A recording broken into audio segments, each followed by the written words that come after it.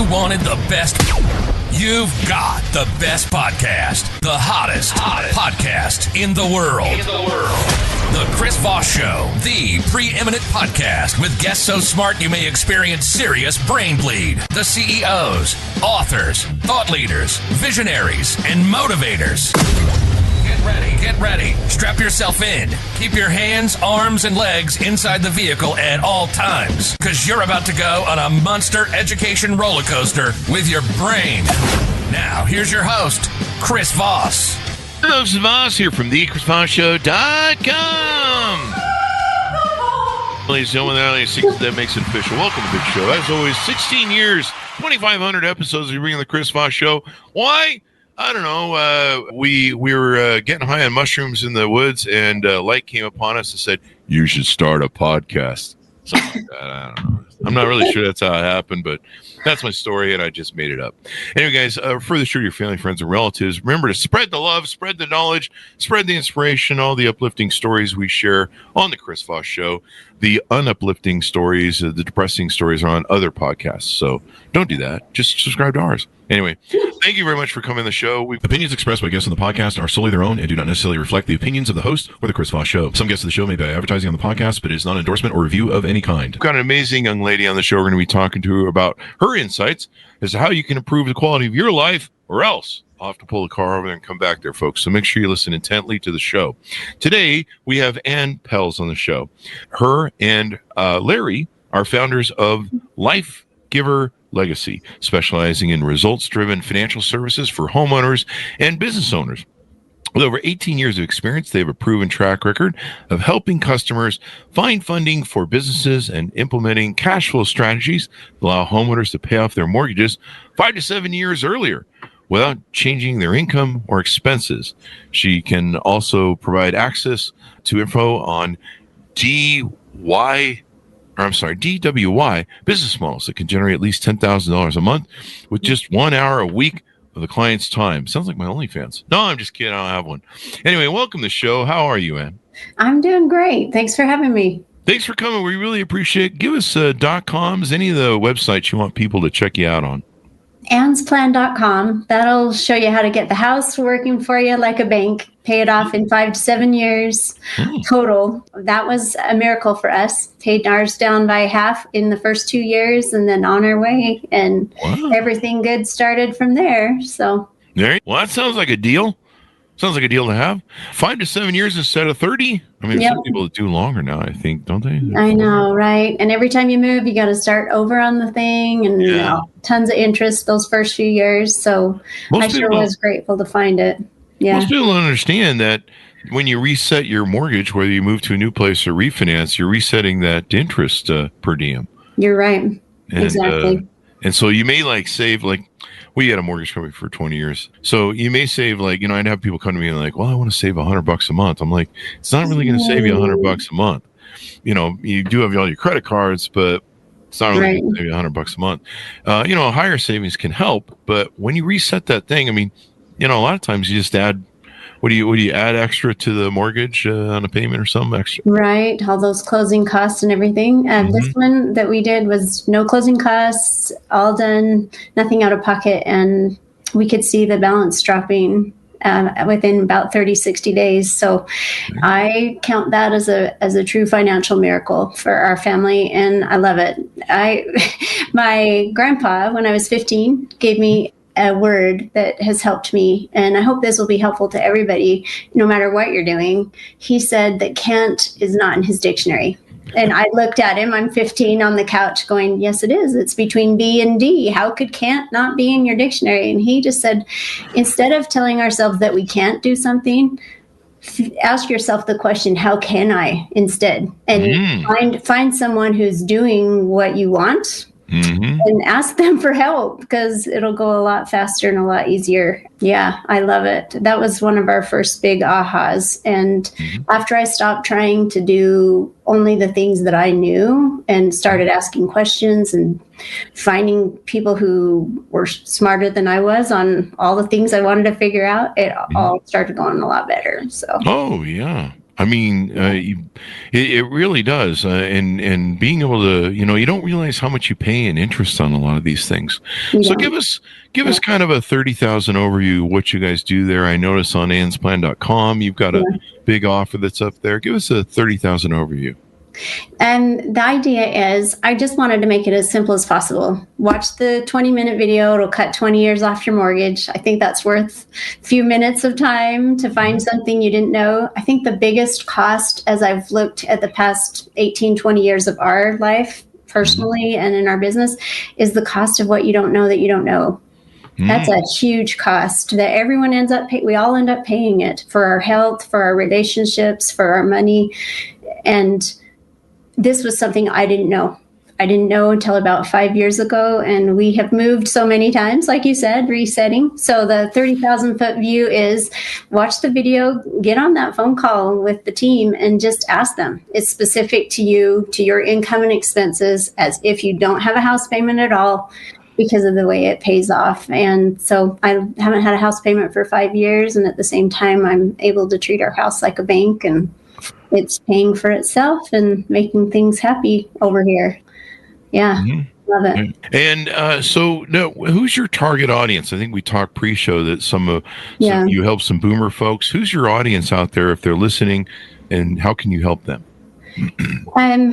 For me, it's anybody who wants to own a home that feels like they can't. I'm trying to be a hope warrior, give everybody some hope, because sometimes we just watch the price of real estate and the interest rates and all the things, and we start giving ourselves that message that Grandpa said not to, which is, oh my gosh, I can't even buy a house in the first place. And if I have it, how am I ever going to get this thing paid off? And so that's our audience. Generally, people talk to us when they're in their 30s, 40s, and 50s because they haven't got a financial plan that's going to help them have some residual income coming in so they can retire somewhere along the way. And when they see the power of what the house can do for them, it kind of opens some doors, and then we can help them, to have those businesses and other things that you mentioned. So, but that was I love recipes that just work, that you just know the ingredients are going to give you the thing that you want when it's time for dinner, right? And so that was our first ingredient, was getting the house to work for us instead of against us all the time. And then to make sure the businesses were running on autopilot as much as they could with people who are smarter than me, make sure they run the way they're supposed to, so I can enjoy the other things I like in life, which is like chocolate and my grandkids and things like that, right? Yeah. I mean, grandkids are cool as long as they're not teenagers. No, I'm just teenagers. Yeah. Right. Yeah.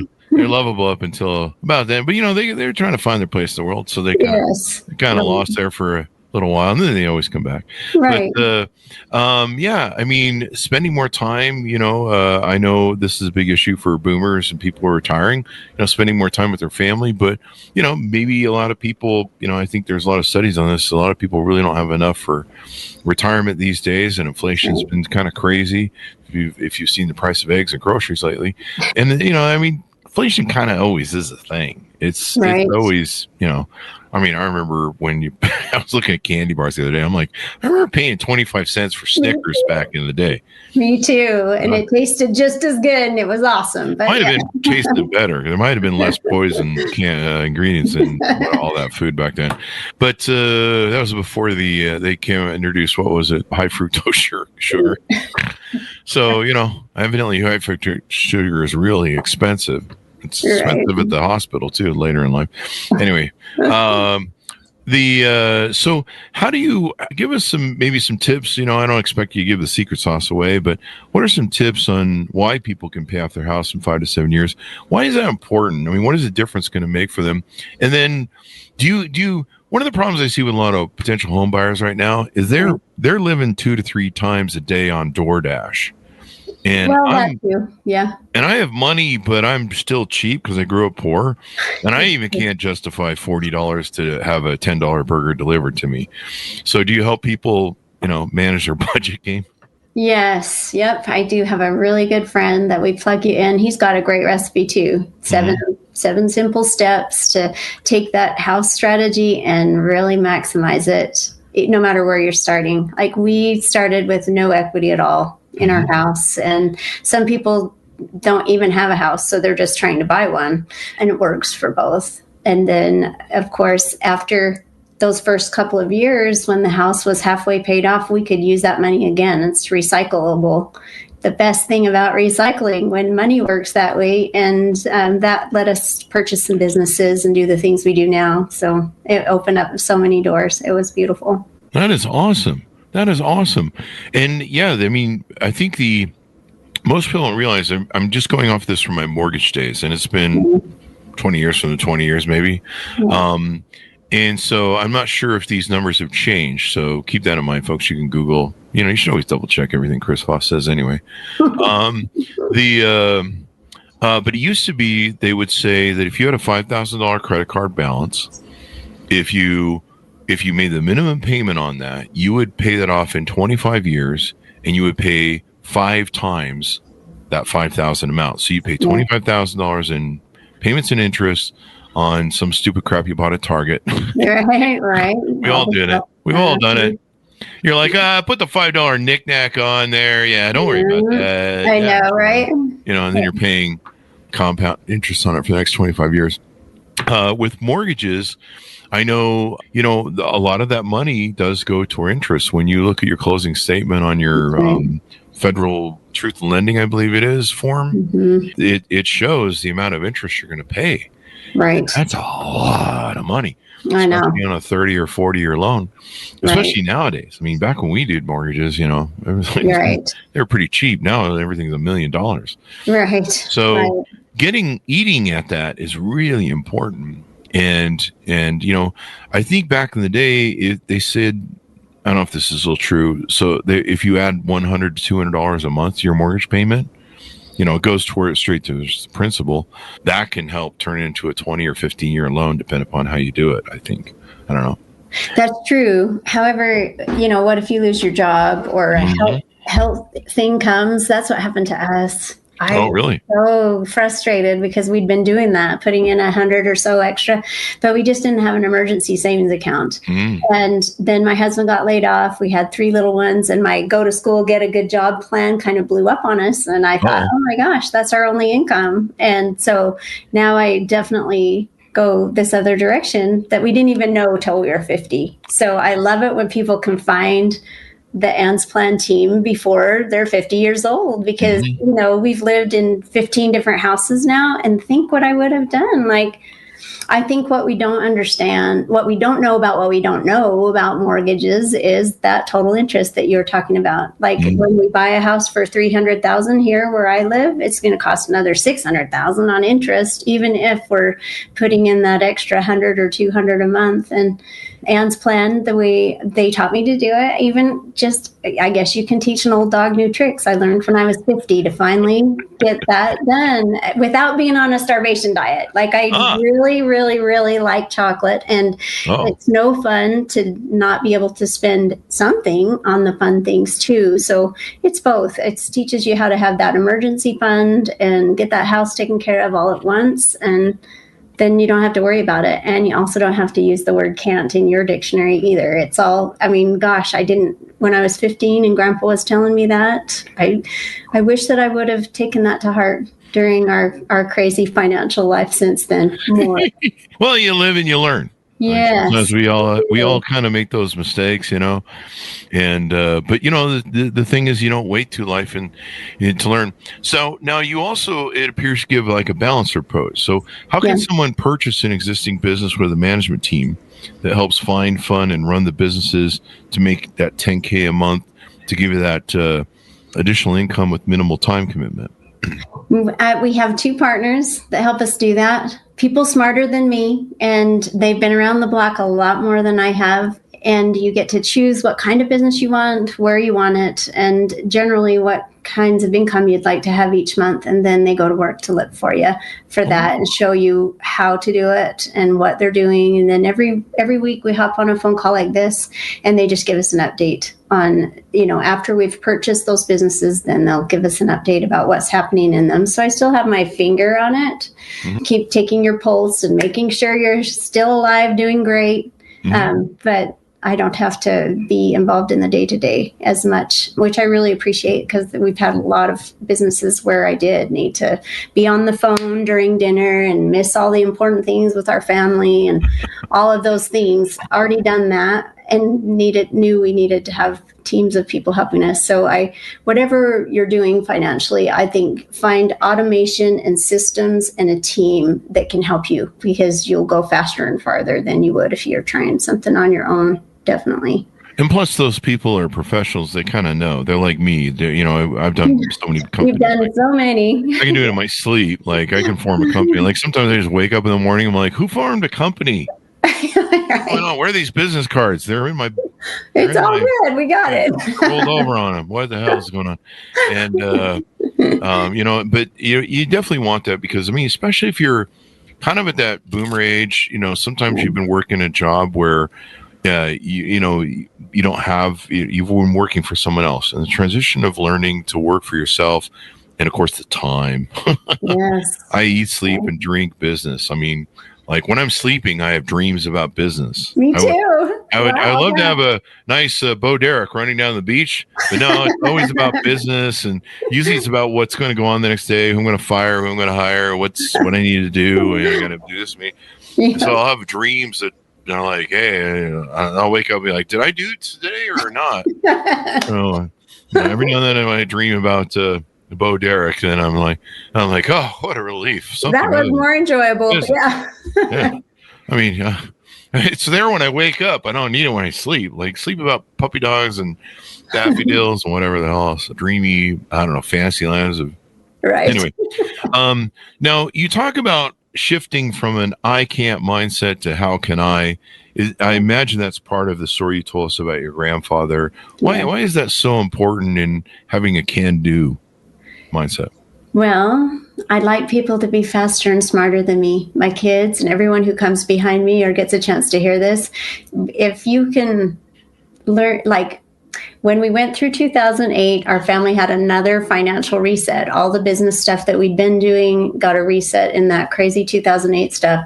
And we learned a ton. But right at that time, I had a person come and say to me, Ann, find a partner. You guys are still good. Just keep going. Find a partner who has what you need financially or whatever other way, and let them help you. And I said, I can't. 2 words right there. I didn't listen to my grandpa's 15-year-old message. I thought, okay, I'm 35. I can't find a partner that could help me with this mess that we're in 2008. And I lost 10 years of time before we kind of stepped back into the boxing match again and thought, all right, here we go. We're ready. Let's do this. And I can't even count what that time cost us. Like, how much income could I have had? How much legacy and impact could I have had? And I think, so that's why I love ask the questions instead of saying, I can't have something. I can't have good health. I can't have a good relationship. I can't do this. Let's go into the how can I, or what if it was that easy to make a few phone calls and just start asking questions about things you don't know yet. Yeah. What if? And spending that time, rather than just, sit in front of the tube, drooling on the side of your mouth, watching the Kardashians or whatever, that's just going to make your brain wrong. It's funny how people invest time. One of the other big things I see that a lot of people are doing nowadays, they're spending like insane amounts of money on cars. Have you seen this? They're they have like $1,500 car payments now. Yes. Some of them are putting them on 20-year, 15-year loans. And I'm like, what are you doing? 10-year loans? I know. And I heard somebody put their car on a 120 month, which is 10-year loan in mortgage business. I'm like, wait, those are mortgage numbers. I know, right? What the hell? And, honestly, I've driven a shitbox for a lot of years. I rent really nice cars or exotic cars when I want to travel and I want to break down on me, or I want to have a date, or, if I want to go out of the town, I rent a nice car. It's really cheap to do. And for the amount of money I spend in rental cars, it's probably $500 a month. And so having I call them a shit box. Having a shit box is you got an older car, but it's cheaper to maintain. It doesn't have some stupid thing. You know, Warren Buffett, at one point he was driving around like a 1989 old Cadillac. I know. And then I think his daughter cajoled him into upgrading a few years, but it's still an old car. Like, and that's okay, yeah. right? And a lot of people like yourself and millionaires that we've had on the show, they'll tell most millionaires don't drive the latest, newest car. They drive older cars. Yeah. And you know, I've often joked, especially the way the car repair is going and the costs are going nowadays. I actually had a friend that did this. He had a Ford Focus, and the thing was always broken down on him. Not any bash to Ford, but that's just the story, folks. Don't write me, Ford. There goes our Ford sponsorship. But he finally got sick of the breakdowns and the repairs on the car. Yeah. He went and bought like a 1965 Chevy pickup. You know, the kind where you open it up and you can see the engine, and that's it. There's no cable, you know, a couple cables. Yeah. But he's like, this is what I'm buying. There's plenty of parts for it. I can fix it. I just reach in there and do whatever. If it don't start, I just push it and jump start it. He goes, this is the new car. And the insurance is like cheap as hell too. That's the other thing. Insurance has got that control. And so just managing your budgets, managing what you're spending. I mean, I see so many kids complaining about how they can't afford a home. And I'm like, how many times do you order DoorDash? Twice a day. And then in Starbucks in the morning, I spend another 15, 20. Yeah. And you're like, well, there's your problem. That's it. I mean, you know, I have an expensive espresso machine, but it's much cheaper than for what I paid for it on a daily basis. That's true. Yeah. Starbucks, you know. Yeah, what I'm hearing you say is kind of like the book that I read, which is The Millionaire Next Door. That was years ago. Back in our, I feel like we can do 10-minute magic, as you said, using our time instead of like scrolling through social media. What if you were like listening to a book to learn something new? What if you were, you know, you still have fun, but 10 minutes of a Robert Kiyosaki book or I don't know, all the things that you can put your mind to work a little bit. It's still a lot of fun, and you'll find a lot of things that you go, oh, I don't even care what the neighbors think about what I drive or where I live or all those things that I used to care about, but not now. And they'll just go faster and smarter than we did if they don't care about those things either. And they can work with you, of course. Let's get a plug in for you. They can work with you to help them figure all this stuff out, get their budgets under control, get their money priorities and stuff. And I think a house technically would be the most interest consuming you're going to spend in your life. Yep, aside from taxes. And if you buy things the right way, you can still have a really good tax situation too. There's lots of ways to buy businesses with nothing out of pocket and have a great tax situation all the way through. So again, I think it's just ask people who are doing what you want and get help from them, because it takes too long to make all the mistakes by ourselves, right? Yeah. Like, I don't have time to make all those mistakes and have to go the slow way anymore. But it took me a lot of years to become a good entrepreneur. I'm not even sure I can qualify for that yet. After 35 years. Me too. I'm still making a few mistakes. Still learning, right? Still learning. It's every day is just daily problem solving. But if you can cut to the chase, have other people manage that for you, not have to learn it. It's a lot to learn. I mean, it really is. And my friend called it the $1 million learning curve. And he's like, oh, if I can like have someone mentor, or not even me, just anyone that could mentor you on your health, your relationships, your money, whatever it is, right? Let's find someone that can speed up our learning curve, because I need someone who yells at me when I'm in bed saying, put the TikTok down and go to sleep, dummy. That's what I need right there. So what else about your offerings and the work you do for the people have we maybe talked about? I know I had a talking point somewhere in here and it got lost in my ADH brain. Maybe it'll come back as we chat. I think just start by believing that you can. Everything is a possibility. And if I could talk to my 2008 self when they said, go find a partner, gosh, I'd have been like, Ann, go get it done. You can find someone to help you. Don't just think, oh man, we struck out and it's all over. That's not how we win ball games or anything in life. We get back up and keep trying. I think it's more like Edison.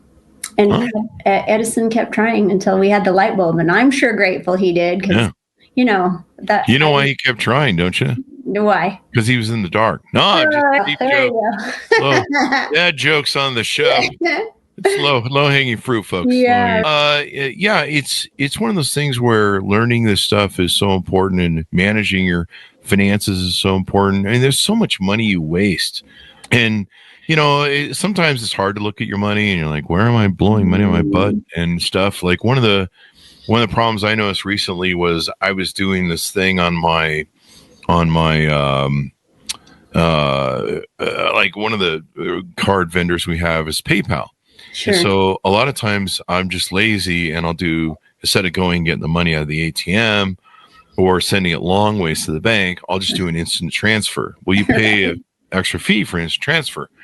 We have stuff come in every day. And so I'm like, I started looking, I'm like, how much is this costing me every time I'm lazily just directly fast sending going it? fast, yeah. Do I really need to fast send it? I know I don't. I can wait a couple days to go through the banking system. And worst case scenario, I'm always out every night, doing something, errands. I can stop at the ATM and flip it into the other bank.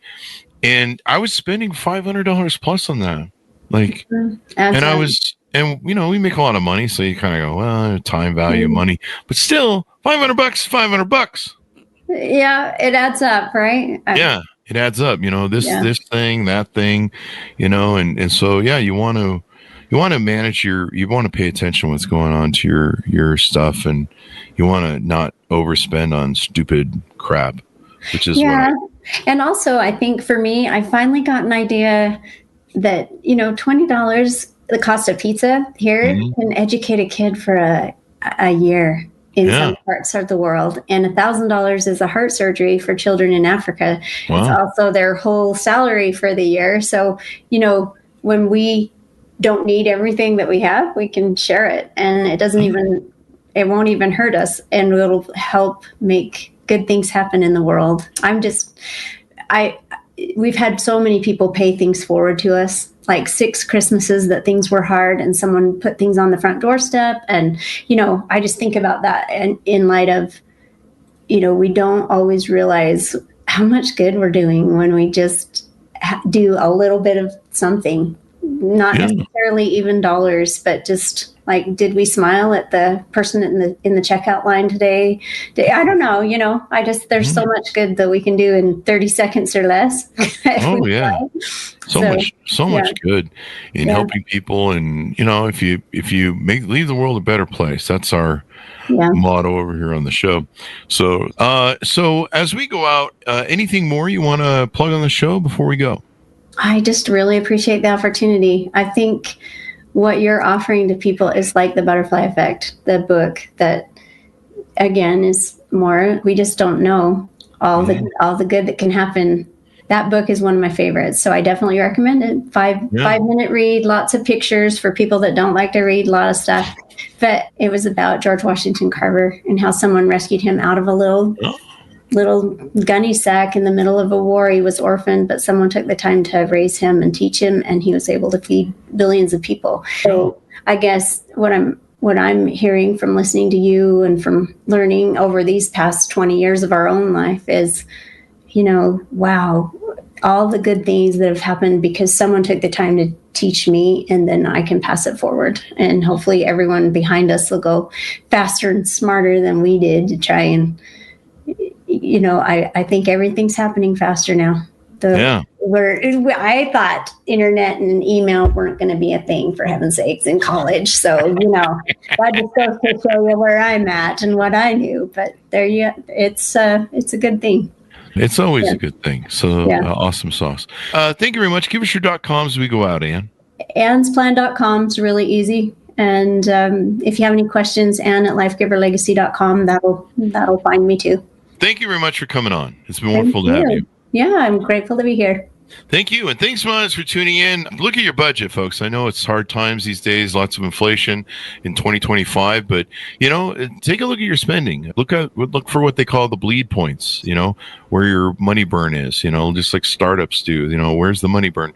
And, find people that can help you figure out how to save more money. And then, of course, maybe some of that savings, you can put on your credit cards, your mortgage, you can invest in a business. And, especially if you can get a reoccurring, we've had a lot of companies over the years that were reoccurring, kind of like, what would you call them? We didn't have to spend a lot of time doing them, but we get reoccurring income from them. The clients were always using it every month. Yes, money in the mailbox. It's money perfect. in the mailbox. Yes, yeah. We love that. Sure. So thanks for tuning in, everyone. Be good to each other. Stay safe. We'll see you guys next time.